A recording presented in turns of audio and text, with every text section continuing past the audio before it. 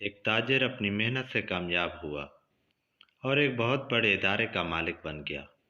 جب وہ بوڑھا ہو گیا تو اس نے ادارے کے ڈائریکٹروں میں سے کسی کو اپنا کام سونپنے کی دلچسپ ترکیب نکالی۔ اس نے ادارے کے تمام ڈائریکٹروں کا اجلاس طلب کیا اور کہا، میری صحت اب مجھے زیادہ دیر تک اپنی ذمہ داریاں نبھانے کی اجازت نہیں دیتی، اس لیے میں آپ میں سے کسی کو اپنی ذمہ داریاں سونپنا چاہتا ہوں۔ میں آپ سب کو ایک ایک بیج دوں گا۔ اسے اگانے کے 1 سال بعد آپ اس کی صورتحال سے مطلع کریں گے، جس کی بنیاد پر میں اپنی ذمہ داریاں سونپنے کا فیصلہ کروں گا۔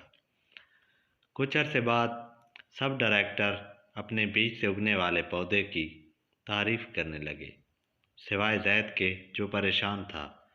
وہ خاموش رہتا اور اپنی خفت کو مٹانے کے لیے مزید محنت سے دفتر کا کام کرتا رہا۔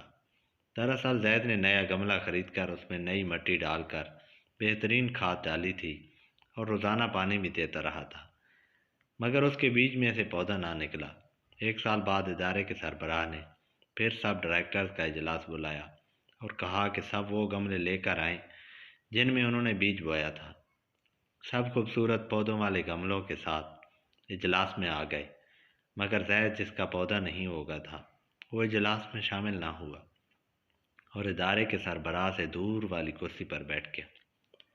اجلاس شروع ہوا تو سب نے اپنے بیج اور پودے کے ساتھ کی گئی محنت کا حال سنایا، اس امید سے کہ اسے ہی سربراہ بنایا جائے۔ سب کی تقاریر سننے کے بعد سربراہ نے کہا، ایک آدمی کم لگ رہا ہے۔ اس پر زاہد جو سربراہ سے دور بیٹھا تھا کھڑا ہو کر سر جھکائے بولا، جناب مجھ سے جو بھی ہو سکا میں نے کیا، لیکن میرا پودا نہ اگ سکا۔ اس پر کچھ ساتھی ہنسے اور کچھ نے زید کے ساتھ ہمدردی کا اظہار کیا۔ چائے کے بعد ادارے کے سربراہ نے اعلان کیا کہ اس کے بعد زید ادارے کا سربراہ ہوگا۔ اس اعلان پر سب حاضرین حیران تھے۔ ادارے کے سربراہ نے کہا، اس ادارے کو میں نے بہت محنت اور دیانتداری سے اس مقام پر پہنچایا ہے اور میرے بعد بھی ایسا ہی آدمی ہونا چاہیے، اور وہ زید ہے، محنتی ہونے کے ساتھ دیانتدار بھی ہے۔